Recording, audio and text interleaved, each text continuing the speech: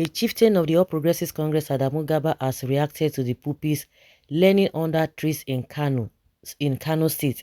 He's saying there's nothing wrong or there's nothing strange there.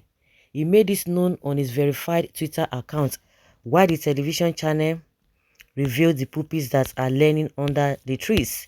In his words, he said that he started the first primary school under the trees at a Jambutu Primary School, Jimeta, in the year 1990, and that has never stopped him from pushing through with his dream. He further stated that it is important for the government, especially at the state and UBEC level, to do everything possible to ensure all Nigerian pupils have access to conducive elementary education, but the outcome has little or no bearing on the children's destiny.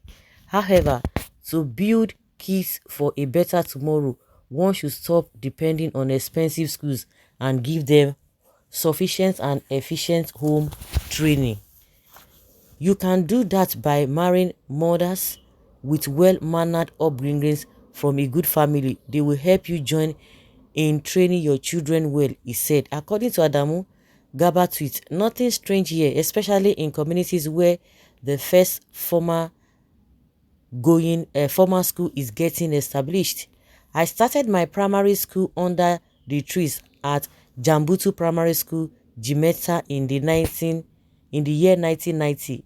This has never stopped me from pushing through with my dreams. Yes, it is important for the government, especially at the state, at the UBEC levels, to do everything possible to ensure all Nigerian pupils have access to conducive elementary education, but the outcome has little or no bearing on the children's destiny.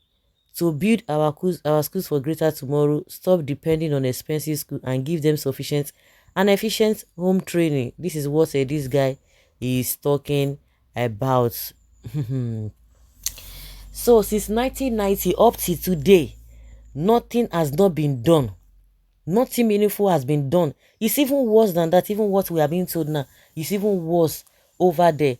The same guy, Adamu Garuba, said that, oh, Amajiri is the pride of the north. That himself, he went through that. Why should you subject people to continue to do that thing? But why is it that, what is the percentage, if you are even talking, because that is the reason why you are not even making sense.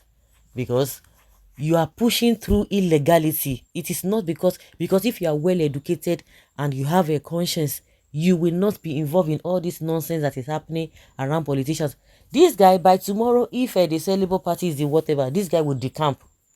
He will see 1,001 reasons why he needs to decamp to a Labour Party. If it's the same thing, APC, the same thing. This guy, that within 1 week, he changed from APC to YPP. As soon as he heard that there's Muslim ticket, he went back to APC and began to dismantle all the flags that he put up. He said Amajiri is the pride of the north. You can imagine, since 1992 you experienced this, and as a sane environment and sane leaders that you people always claim you are, you cannot, you ought to have eradicated this whole thing.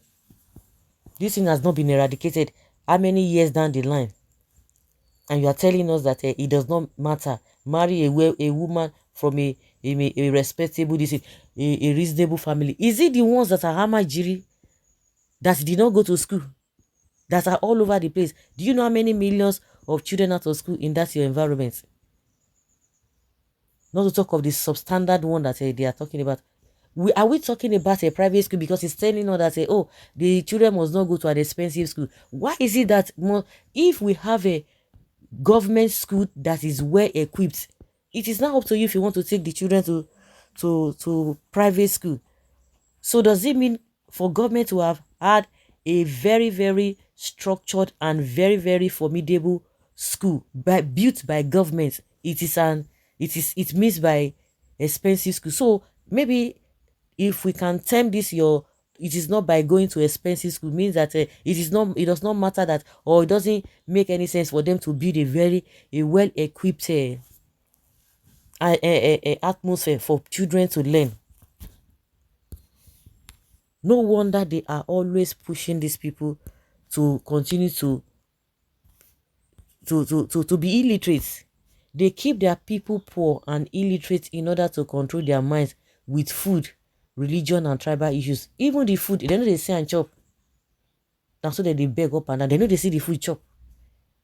It is now I know you make half bake. Why you make half bake senseless and illogical comments always? Can you imagine what you are saying? You are even a small boy. You started primary school in 1990. Wow.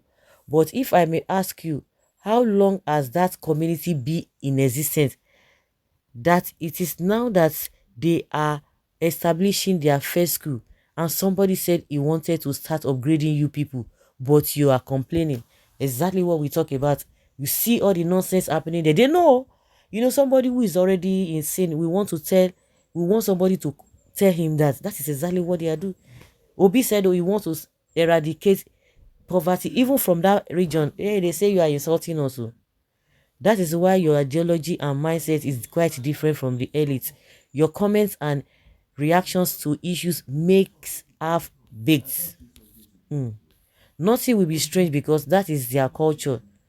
Okay. See a grown man with a shallow brain. So since you went through this 33 years ago, it should remain like that forever. You can imagine, yeah. That is exactly what it means. No wonder you were rusticated. So guys, let's hear your opinion and have your take on this.